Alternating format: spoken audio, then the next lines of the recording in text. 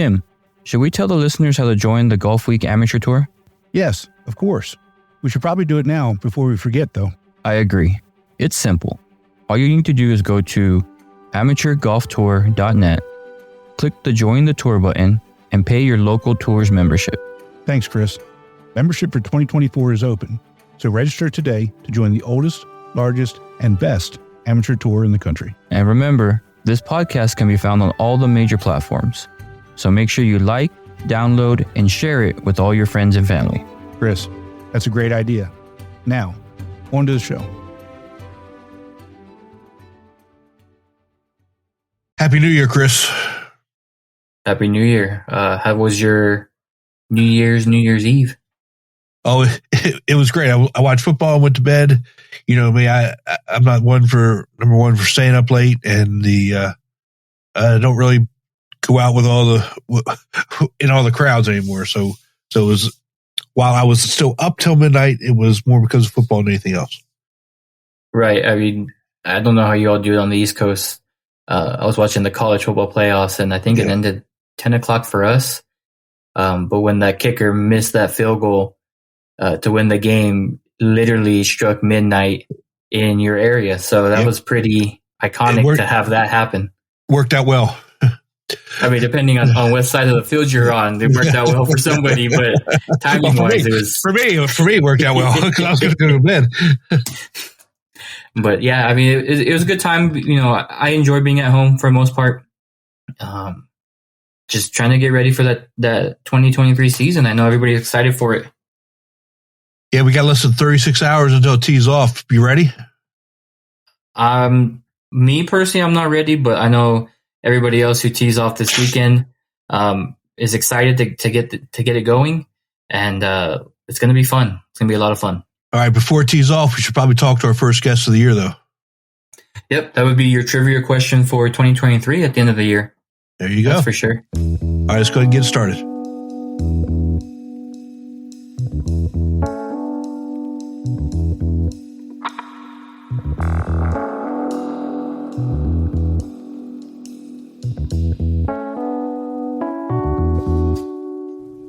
Welcome to the Golf Week Amateur Tour, the podcast. We are your hosts, Tim Newman and Chris Rocha.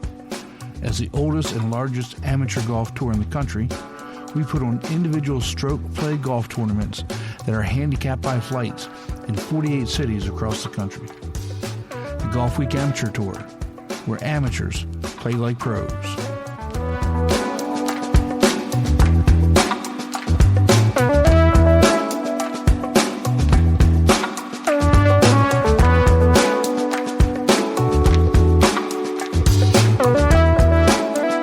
All right, Chris, Happy New Year to you and to our listeners. Did you have a Merry Christmas? Yeah, it was a good time. Got to spend it with my boys. You know, being able to see their happy faces as they open gifts is the only thing that I need for Christmas. So it was a good one. How about yourself? It was good. Obviously, I spent the time with the kids and the grandkids. And I know you don't want to hear this, but they gave me a dad joke book, you know. And so, you know, when you have little ones, you got to come strong with the dad jokes.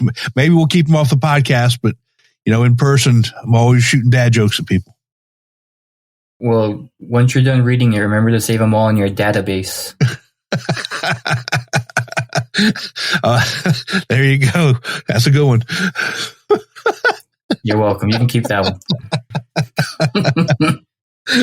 Oh, man.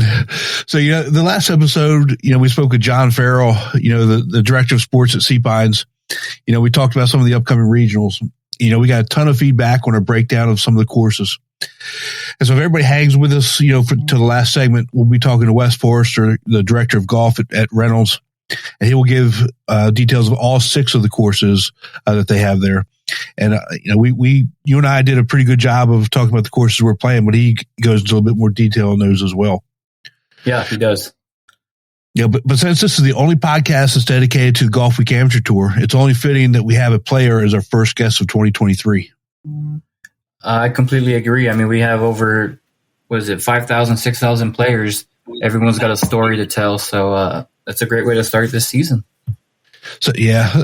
So do you have a player that always has a smile on their face, and it is the one that everybody wants to play with. Doesn't really matter what flight they're in. Oh yeah, I have a handful of those. I mean, if you think about it, everybody comes with a smile on their face to start, but it's how big that smile is at the end. And there's a couple of guys that no matter what the round is, they'll have a smile beginning to end.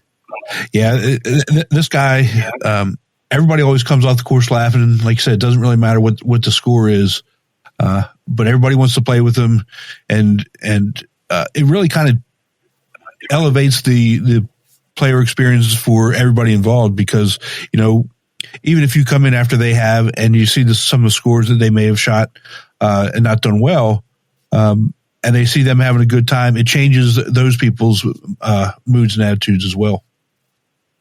Definitely. It even makes our day a lot easier having that guy to kind of joke around with everybody after the round and have a good time while we're doing scoring. So it helps out in more ways than one.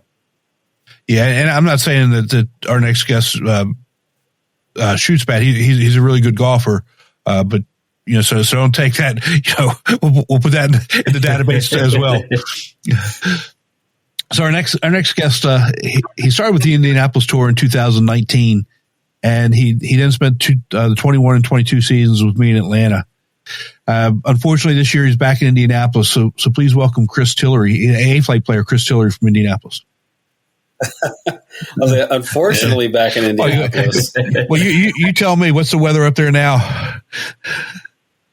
I think we were in the 50s today. All right, so it's 70s here today. It's real nice. Anyway, so Chris, Happy New Year, and thanks for spending some time with us. Yeah, Happy New Year. Thank you. So before we get started, I got to tell everybody about Chris's dedication to the tour.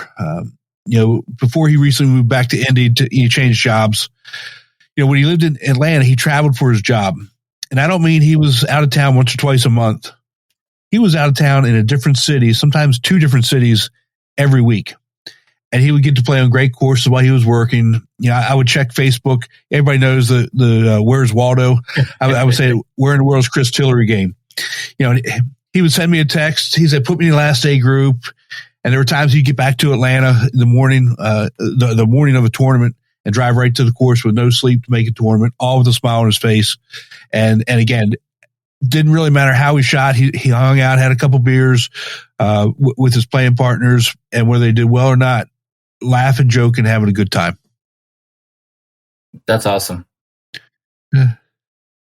So Chris, I mean, it's when I say unfortunately, that's unfortunately for us in Atlanta, and now we got to have somebody else to take that role. Who would you suggest is going to fill that role? Oh man, I still think you should get Terry to take over some social media and be that happy guy.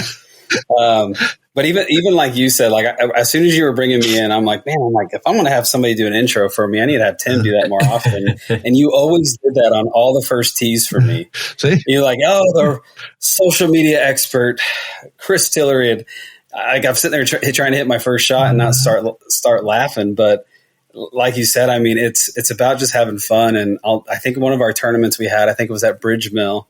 I think I shot a 94 day one and a 77 day two. And I'm like, that's golf for you right there. Exactly.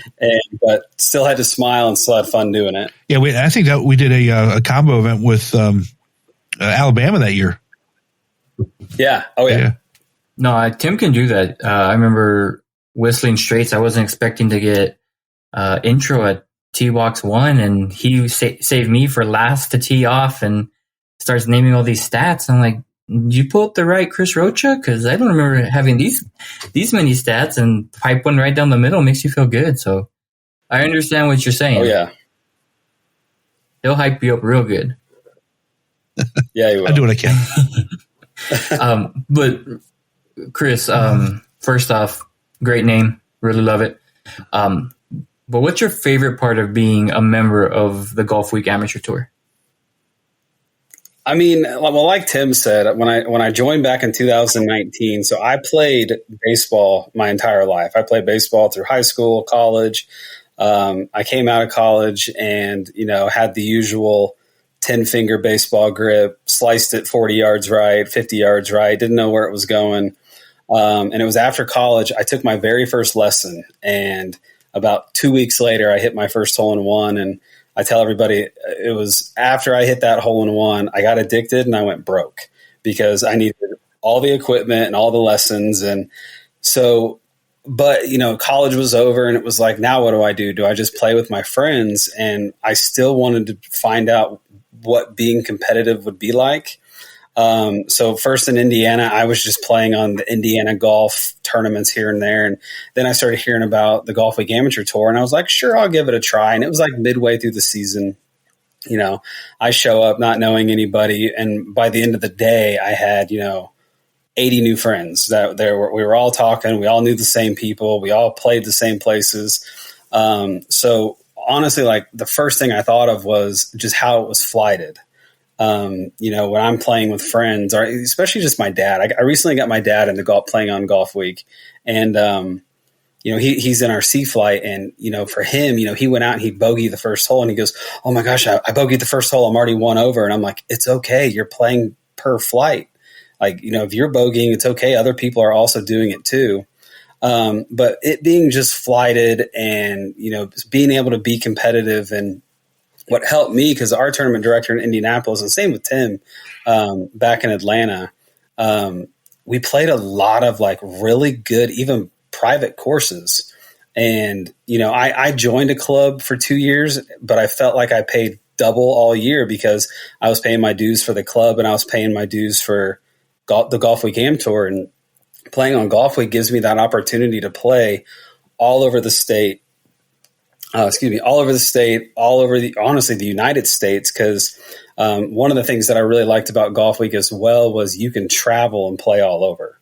So, I know we talk about a lot of the majors coming up, or regionals coming up, but so many times I've tried to get up to Chicago to play Deer Run. Even when I lived in Atlanta, I would always try, just like Tim said, I'd fly in on the morning of. I tried doing that for a few of the Indianapolis tour events, and just having that opportunity to also play all over. So when I lived in Atlanta, I played with the Augusta guys a lot. So I always went down to Augusta, quick little 2-hour drive. So just being able to be competitive, travel, have fun, is really what I really enjoy the most about it. Nationals. I went to Nationals for the first time this past year, not this past year, but basically a year and a half ago. And then honestly, one of my favorite things, and I'll always say this because I run our social media as well. And our social media for Golf Week isn't just, posting pictures of the winners. I love writing sports stories. So I love how Golf Week does the points races. To where, so every week after every tournament, I would write stories about every single flight, not even knowing how that golfer was feeling, but it made it fun for me, kind of my little side gig to be able to run social media. So I know that was a lot, but that's why I love playing on the Golf Week Am Tour. Oh, that's cool. I mean, it puts a perspective into what most of the players are feeling, being able to travel.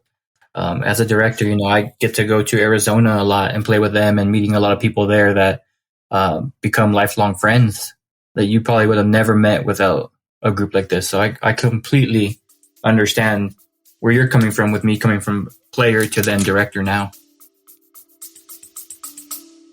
Let's take a quick break and hear from our sponsor, Srixon. A great iron set needs more than good looks.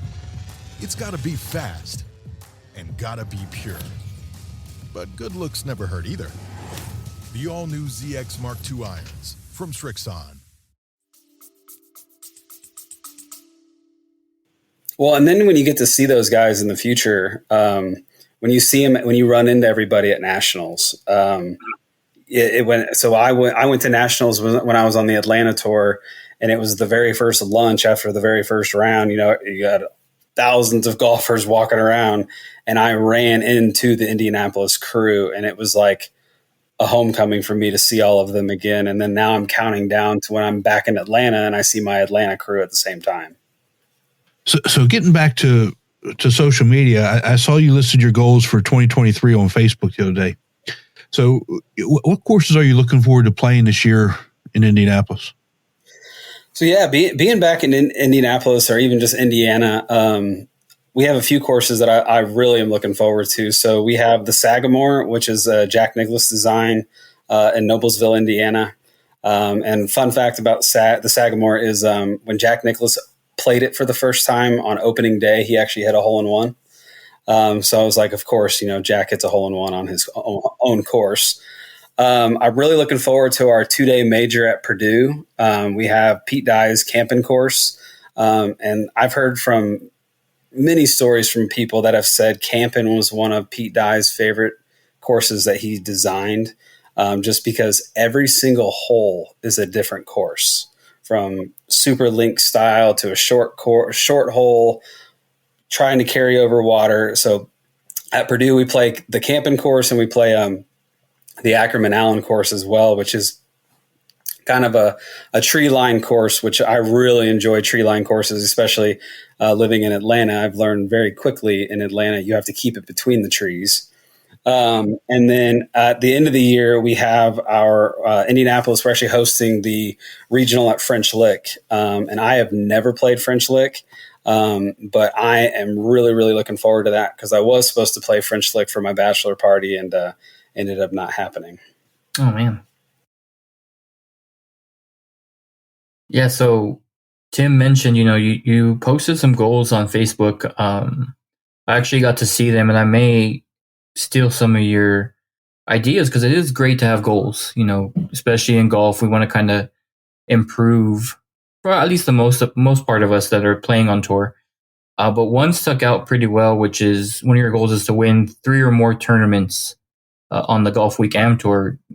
What tournaments on your schedule do you think you're targeting to get those 3 wins?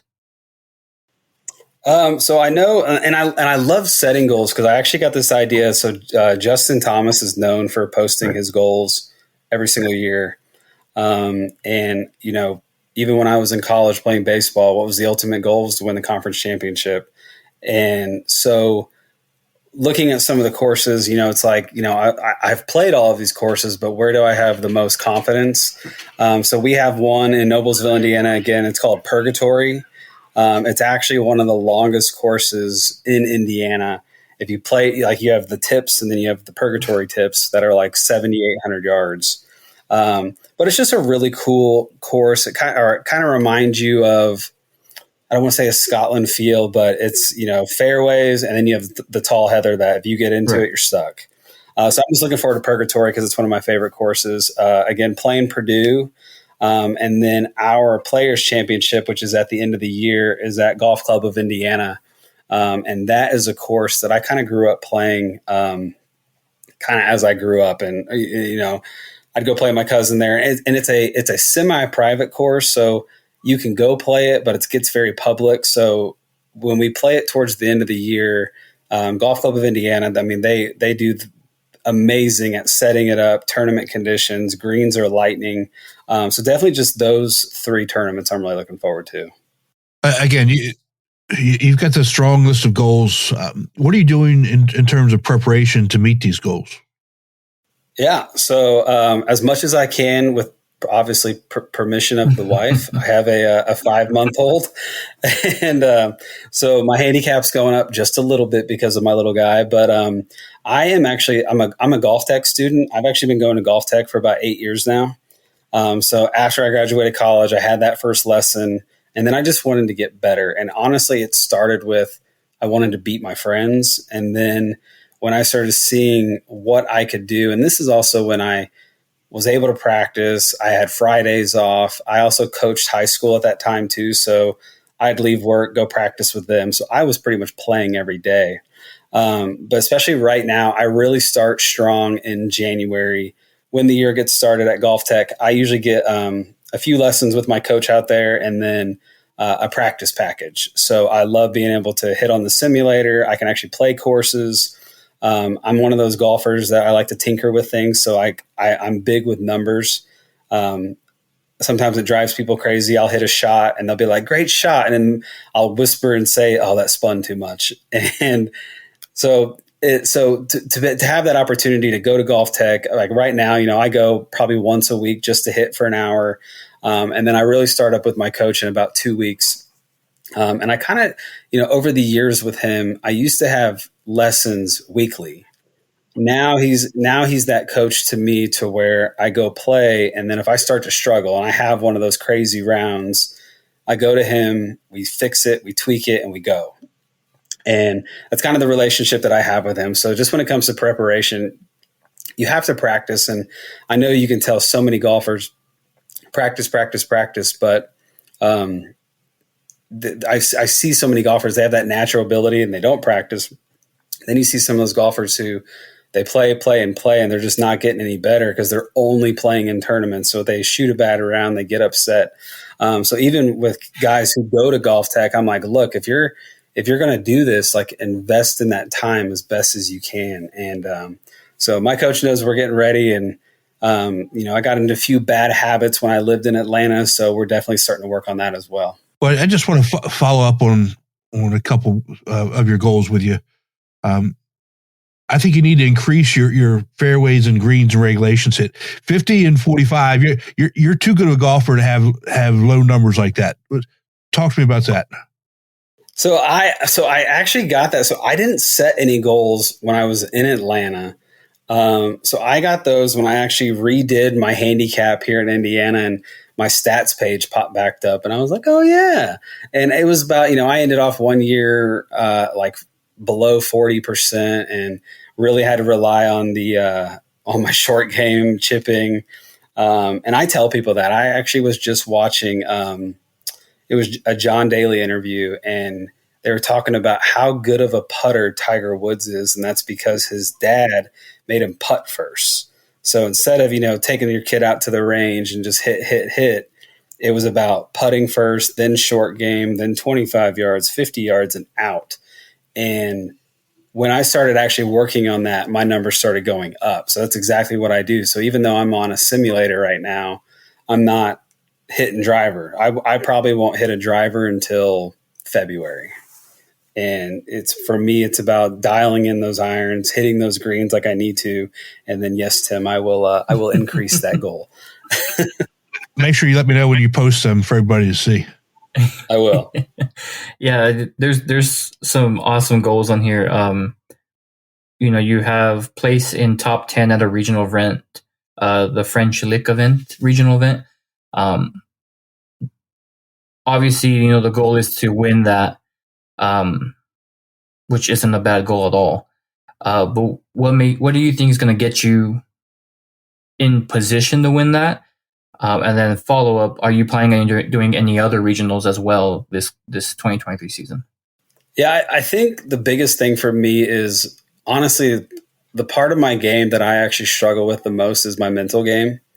I will be the one out there with a big smile on my face, but there are times that I have let it get to my head. And, I've had a tournament, and I see Tim shaking his head, but I've had a tournament where I had a 5-shot lead with 4 holes to go, and I lost going 6 over the last 4 holes, and just not being able to close them out. And even with golf, I'm such a big fan of, honestly, Barstool Sports and Foreplay, and they're doing a series right now called Fixing Frankie, and he's meeting with one of the psychologists. Yep. Yeah, so one of the guys that works with all the PGA golfers, and he's trying to help their mind. And like, for me, it was always control my heart rate, to where I have let things go. And so that's why I made the goal of being in a top 10.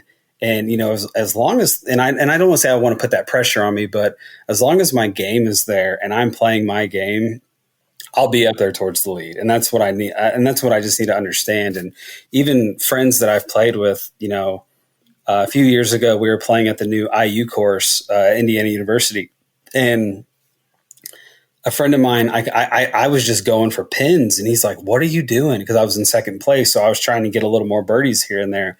He goes, "Just par out," and I go, "What do you mean?" He goes, "Just go for the middle and par out." And what was happening was the guys in front of me and the guys behind me were all falling down because that pressure starts to get to people. So for me, it was about just mentally preparing myself. So even now, it's January 2nd, January 1st, and January 1st, and I'm already thinking mentally, how do I start to control my heart rate, control my thinking, stay within my game, not worry about what my other competitors are doing. Because I swear there's times when I have that big smile on my face, even if I'm shooting a bad round, and people are like, why is this kid smiling? What's wrong with him? And I feel like sometimes I'm getting into their minds when I'm doing that. But as long as I'm playing my game, I can do it. And so that's why it's just important. And so, yeah, I'm playing the French Lick one, so I'm really excited for that. One of my very first regionals I ever played in was the Lake Oconee, and I know we're really we're going to be honoring Phil Robinson down there this year. So I've been looking at my schedule to really try to get back to Atlanta for that, because I really got to know Phil over the last 2 years playing on a few of the Augusta events. And then future, I probably can't do it this year because if I remember correctly, this tournament is the same weekend as the Indianapolis 500, but I've always wanted to get up to Whistling Straits. But for sure, if other than just French Lick, I want to go back to Lake Oconee. I want to go to TPC Scottsdale. I love playing that stadium course. I've played it a few times now. So for sure French Lick. And then if the schedule works out, I'll be heading back down to Atlanta for sure. Nice. I mean, the Whistling Straits one's fun. I played it last year. One of my favorite ones. And I actually help Gabe with the Scottsdale one every year. So if you ever come down, we can grab a drink or something, hang out a little bit. Well, and even too, being the social media guy, I can't believe I missed Al's hole-in-one last year. Yeah. And remember, at Oconee this year, we're playing a different course than normal on the second day. So it's a really good course, the Oconee course. So do you have any advice for someone who's kind of sitting on the fence and considering joining the tour? Yeah, I mean, I thought about this and I would say for anybody who's on the fence or still trying to decide, like, do I try it? And I would just say, just try it and have fun. Every single flight, you're going to have somebody who's going to go out and shoot lights out, and you're going to have a guy who plays the next day and shoots terrible. But they're not worried about what you shoot. It's just about, like you said on the last show, you can be competitive, you can have fun, you can travel, you're going to meet new people, and you have the opportunity to play these courses. And, when I played baseball my entire life and I picked up the clubs, little did I know I was ever going to be playing on an amateur golf tour. And even people look at me like I'm crazy, and I'm like, yeah, I have a tournament that week. And they're like, wait, what? You have a tournament? I'm like, yeah, I play on the Golf Week Am Tour. And, and I love bringing in those new guys who, I see guys online now and they're like, I want to join. What should I do? And I'm like, join. I'm like, what do you normally shoot? And I'm trying to help them with what flight they should be in. And I'm like, don't worry about what you shoot. Just have fun. And I love the saying, or I guess it would be the motto of the Golf Week Am Tour, where the tours, where the amateurs play like tours. And, in every single event that I've ever played on, we're treated first class at every single course. From we check in, the balls are already ready on the range. If you have Tim out there with you, he's going to do your announcement on the first tee. But it was something that I wanted, other than just playing with my friends and having a fun round. I wanted to stay competitive and always get better. So if you're just thinking about it, try it. Reach out to other tours. I know, Chris, you said something on the last show. Was it you that said you have the member guest event? Yep. I love those. When I hear about those, that's when I'm always like, I want to go play. I want to go try that. And that's kind of how I learned about the Golf Week Am Tour. Was a friend of mine was playing, and I was like, sure, I'll try this out. And now I'm, 19, 20, 1, 2, 3, almost 4 years in. And the tour it's just continuing to grow. Even the Indianapolis tour, when I started in 2019, I think we had 4 or 5 guys in our champ flight. Now there's 18 to 20, and every single tour is continuing, or every single tour site or tour city is continuing to grow. And that's what I just love to hear. So just give it a try. Again, I've seen guys, join the tour just to play once. I've seen guys join the Golf League Amateur Tour. They've joined the Senior Tour, and they play every single tournament. And it's a way to have fun. You get awesome trophies. I'm always telling my tournament director Amal I'm like, hey, get this trophy. This trophy was cool. Like, Chicago gave this one away. Get this one, and and just have fun. That's what I'm always going to say is just have fun. Nice. Well, Chris, thanks for spending some time with us today. I really do appreciate it. And I know you went back home to be closer to family, but I want you to know that you'll be missing Atlanta. Tell them all I said hi. Wish best to your family. Take care. Good luck this season. I'll talk to you soon. I will. Thank you, guys. Take care. So, Chris, I tell you, Chris is I would say probably one of the consummate members that you would want to have on your tour. I mean, that's who we're looking to have. Somebody who wants to come out, compete, have fun, and lift everybody else up. And it doesn't matter what they shoot.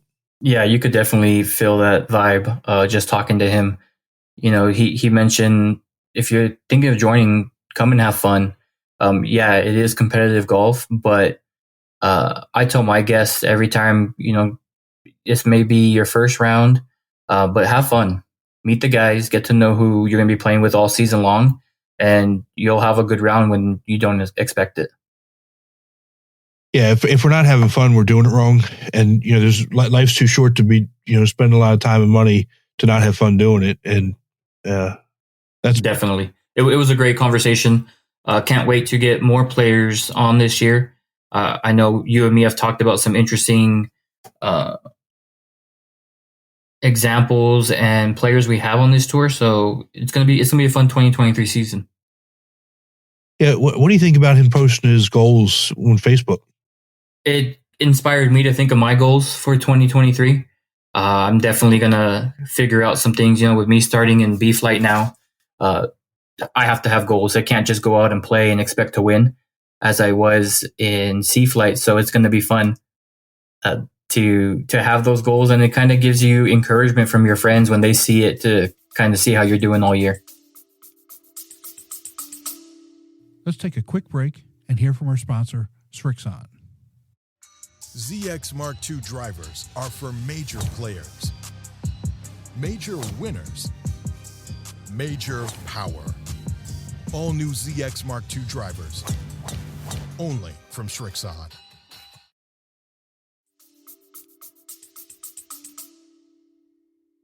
Yeah, and then it kind of holds yourself accountable. I mean, because again, you want to have fun, but you also want to get better as well. So it's I actually think it's pretty good ideas too. And if anybody's listening, you don't necessarily have to post them on Facebook or social media anywhere. But if you have goals, write them down and share them with somebody, so they know and they can help you and help keep you accountable to them. Yep. So if I post my goals, Tim, you got to check up on, see how I'm doing. Don't worry, I'm on it. Hey, Chris, do you have a course where working with a GM or pro is so easy? Back home, yeah, I have a couple of them that once I walk in, we greet, go to the office, talk a little bit, and have a good time. Yeah, well, it really makes the whole event go smooth. There's no stress. The players can feel how easy it is. And that's kind of what we're dealing with when we talk about the regional at Reynolds. Nice. I mean, it does make it a big difference to have that atmosphere at your events. That's what brings us to be one of the best tours in the country. Yeah. So for those that don't know, I'm just giving everybody a little bit of background about the regional at Reynolds. So John Lavoti, the Columbia Tour director, and Phil Robinson from Augusta and I have been there for 5 years, going into our 6th year. And really, John was the one who got it going, who negotiated the contract, who started talking with Wes and Emily, and I'll talk about them here in a minute. But that's how this whole thing got started. And as you know, Phil Robinson passed away last year. So we're renaming the tournament the Phil Robinson Memorial at Reynolds Lake Oconee. And I don't know if you know this or not, but John Lavoti is going into semi-retirement. So he's kind of stepping away, and he's going to have some people helping him. And, we're not really sure how much we're going to see him around. So this year, our 6 years is really going to be special. Yeah, I didn't know that everybody deserves a little bit of retirement, so good for him. But yeah, I'm excited to talk about this regional because it does mean a lot more than just your normal regional, with it being a memorial for one of our tour members. All right, so we will be talking with Wes Forester, the director of golf, but I don't want to forget about the other people that makes our event special, like Emily Fishball. She's the group golf manager. She always very responsive, easy to deal with. And then Ryan Frisch, who's a pro at the National, where we've been hosting this for the last 5 years. They've been great partners in the event to make it such a success. Nice, that's gonna be fun. Can't wait. So let's go ahead and welcome in Wes Forester. Wes, thanks for taking some time to talk with us today. Anytime. Glad I'm here. So Wes, your role as director of golf, what does that entail at a major resort like Reynolds? Great question. Kind of encompasses everything. We obviously have a resort component, but we have about 3,500 memberships. So my main responsibility is working with the team to try to create the best member experience we can. But I also have to work with Emily Fishball and Bob Mulcahy from our golf sales team, as well as our director of retail, Caroline Bassarab. So team development, member development, creating member programs, and then obviously hosting events like this kind of make up the most of my time. So Wes, you have six courses on property, and we're only going to be playing 2 of them. So what can the players expect from each of the courses? And let's start with the National. And what people don't realize is it's really kind of a hidden gem. It's the number 10. It's golf rating number 10 on places you can play in Georgia, and actually it's 178 out of 200 in the country. Yeah, the National's a Tom Fazio design. Great design. It reminds me of the golf courses I grew up in the Northeast. Probably our most challenging golf course. You've got all these push-up greens with deep bunkers and a lot of elevations. I think sometimes people think if they're coming to Georgia, it's a fairly flat place to come, but actually quite National has some of our most elevation changes of any of our golf courses. So they are definitely going to be challenged at the National. I think that's where they're playing day 1. So they might be enjoying day 2 when they get to the Oconee. Yeah, the last episode we briefly ran over the 2 courses, and I told Tim I need to get my way out there. Yes, because just the pictures themselves look magical, as you could say. Yeah, they're so fun to play. But yeah, if you haven't had a chance to play the National before this tournament, you may want to take some time to get a practice round in. So those are only 2 of the 2 of the 6 courses. Right. Talk briefly about the other 4. Yeah, so we started with the Preserve. That's what opened in 1988. That's a Bob Cup design. It's our most player-friendly golf course. You can tell it was built to encourage players of all skill levels to go enjoy it. It has like 19 or 20 bunkers on the entire property. Everything can be run up. But our tightest golf course, you've got to be able to navigate it. It's a fader's paradise if you want to go that route. Great Waters is the next one. Great Waters is kind of what put Reynolds started people looking at Reynolds as a destination spot. Jack Nicklaus, his signature golf course, just been redesigned in 2018, early 2019, complete renovation where Jack and his team came out. Has 9 of the last 10 holes are on the water. So it really kind of highlights the lake. Beautiful facility to come and enjoy. We've got National Oconee, and then we've got obviously the Creek Club. That opened in 2007. That's our member-only golf course designed by Jim Eng. Has probably some of the most severe elevation changes that we've got. Greens there bold. And if I could explain it that way, it's kind of like a cereal bowl. Kind of hit it on the edges, it'll kind of run back to the middle.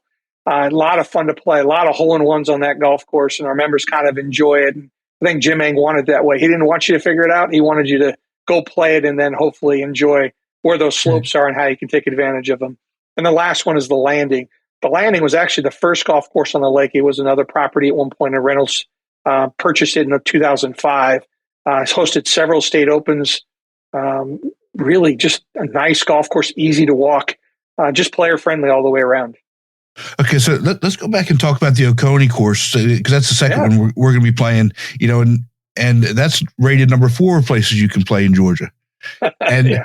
and 105 out of 200 resort courses across the country. I mean, so again, you're going to be playing another great course. Right. The Reese Jones design golf course, it's his signature course, was built as a resort course. It is the golf course that is closely connected to the Ritz-Carlton we have here at the property. So it's kind of built as a campus for that purpose. Widest fairways, there are deep bunkers, but they're wide bunkers. So it's not like you're going to get into these little things you can't get out of. Player friendly. Because it's bold in a way that allows everything to kind of go back to the middle. After playing the National, you might enjoy a little bit more space and a little bit more friendly rolls around that golf course, but you're going to love it.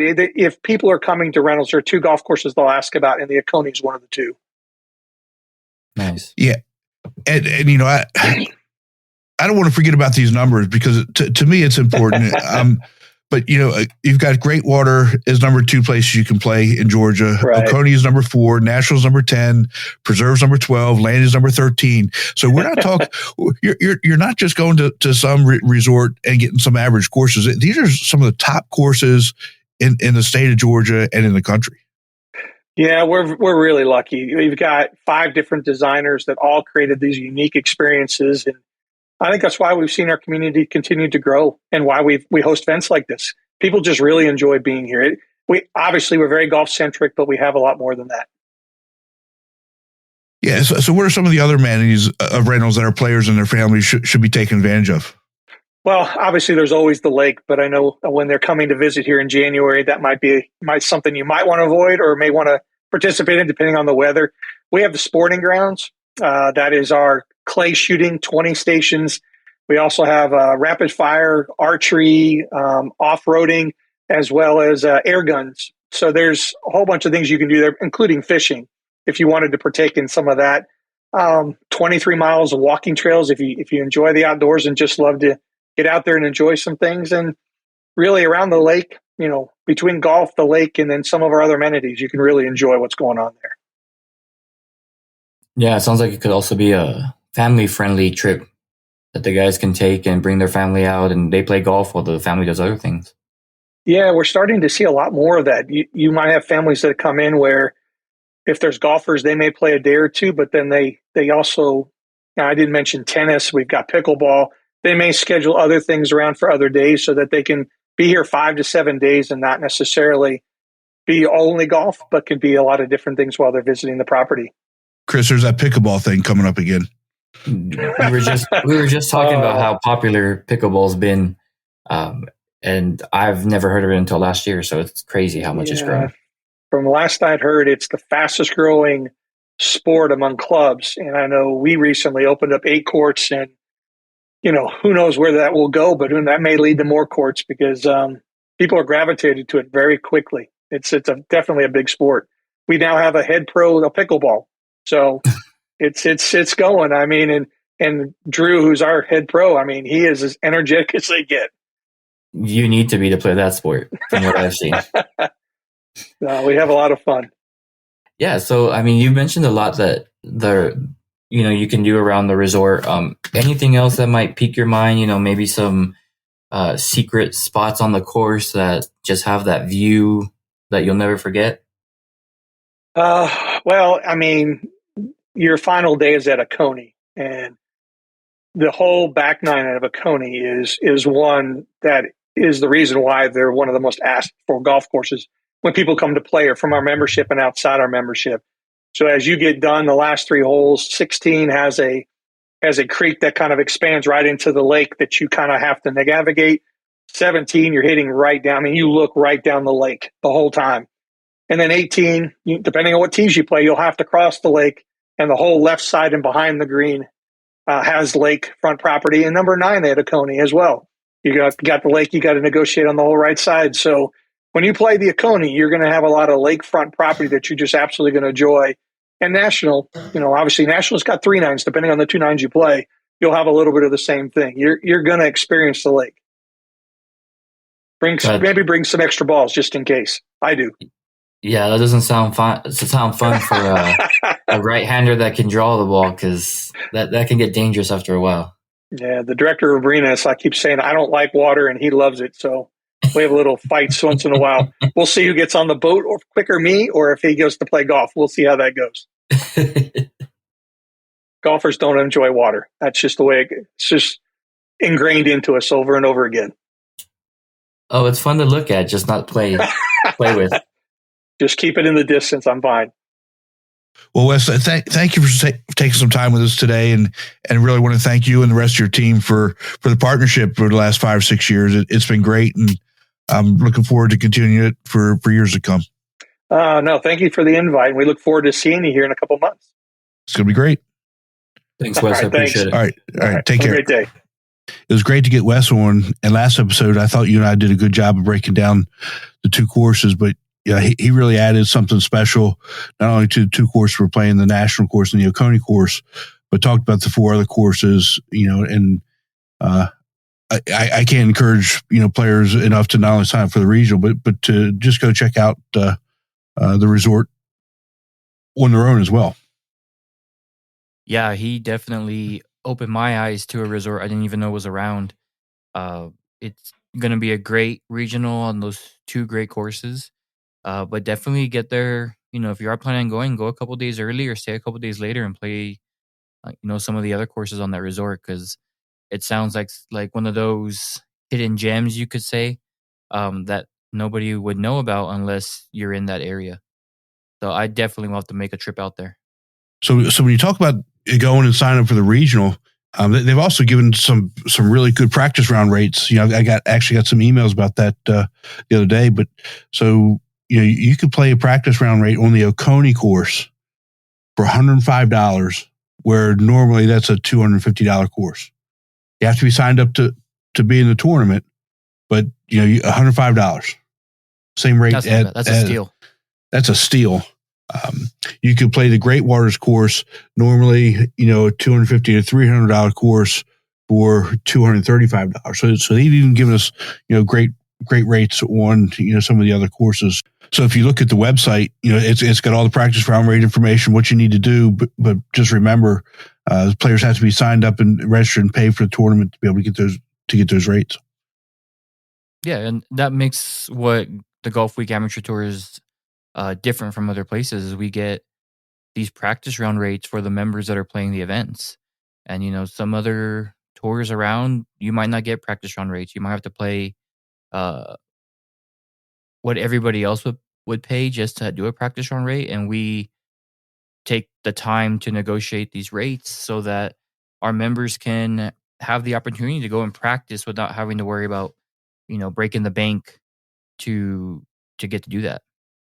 Yeah, and also what courses should understand is the spending power that the tour brings with them, right? Because let's just say we get 120, 130 guys there, they're going to get they're probably going to get 150 practice rounds there, because guys are going to go and they're going to play at least 1 or 2 courses on top of the other 2 rounds that they're already getting, on top of the hotel nights, on top of the food and beverage ring, and even the pro shop merchandise that they buy.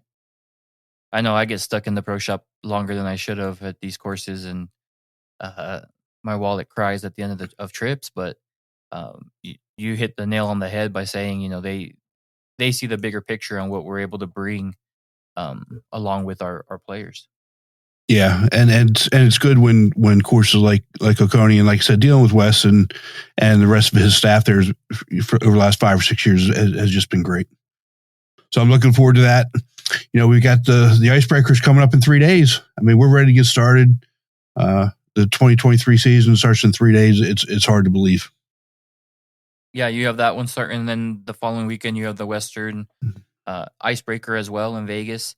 That's going to be a fun time out there. And then I know from our area, after that one, Arizona starts his first event of the season at Sawalo Golf Club in Arizona. Beautiful course. And then I start my season, and next thing you know, I want to open my eyes, it's going to be national championship. So it's going to be fun roller coaster. Yeah, it goes by quick, but I tell you, being here in Hilton Head, and I'll just go back to Icebreaker right quick. I'm not I don't do anything unless Dennis asks me. I'm just there to see the guys, hang out with people I haven't seen in a while. Going out to dinner, going out and having a few drinks, hanging out. Doing what we do as golfers. But that's what I'm really looking forward to. I'm not playing. I'm just going to go hang out and have a good time. Yeah, you have to have those days sometimes. I tend to have practice or fun rounds is what I call them, just to kind of not have to worry about competition golf. Just go out there, hang out with some friends, have a couple drinks, and just have some fun. And bringing up that Arizona event again, I go there every year just to have that one fun round before I start my season. So I completely understand what you're saying about being able to just relax for a little bit. Yeah. And that kind of brings me to the next topic here. It's the new year, and I don't like bringing up things that at least this early new year that don't have a good tone to it. But I got to give a shout out to Shaggy, one of my players in DC. For those that don't know, Shaggy pretty much took care of all of the all the stand-up to cancer stuff in DC. He had a massive heart attack last week. Oh no! Thankfully, he's on the mend and recovering. But it goes to show you, life is short. I mean, he's not somebody you would think that would have had a heart attack. Thin, healthy guy had just had a massive heart attack. It's kind of a scary thing. But Shaggy, if you're listening, do me a favor. This is not like your knee. Don't come back out and start doing things before the doctor tells you to. This is something you really have to listen to what the doctor says because we want you around for a long time, buddy. Yeah, I mean, we had him on the show, I believe, and just take your time, get back. I saw an article or something on social media that said treat every round like it's the last round you might have because you never know what could happen. So that kind of hits home now because any day anything could happen to anybody. So get well soon, take your time, listen to your doctors, and we hope to hear from you. Yeah. Well, Chris, on that note, hope everybody has a happy new year as we get this thing started. Like I said, we got 3 days to go. Next episode comes out on the 18th of January. Hopefully we can have some of the winners of the two regionals on. And what I'd like to, and I'm just going to throw this out there. If anybody knows anybody or can suggest somebody to be here on this, somebody who's an actual rules official who can come on and clarify some rules for us that maybe are some common misconceptions to clarify things for some of our members. Yeah, that'd be great. It would definitely help with us starting 2023 season off. And I know there's always questions. You and me always get it, all the time. Sometimes during the round, your phone's blowing up asking for a rules official. So kind of clarifying those rules that everyone thinks they may know, but we can get that correct answer for them here on the podcast. Yeah. So if anybody knows an actual rules official, not somebody who thinks they knows the rules, but an actual rules official, reach out to either Chris or me, and I'd like to get some of those questions answered. Outside of that, I hope everybody has a happy new year. Has a great start to 2023, and we'll talk to you in a couple weeks. Have a good one, everybody. Take care.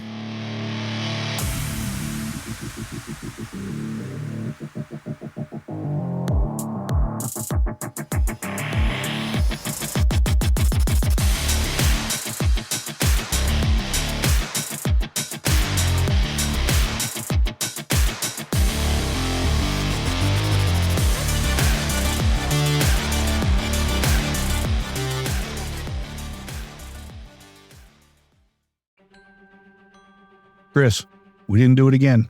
What didn't we do? We didn't say how to join the tour. That's right. It's simple.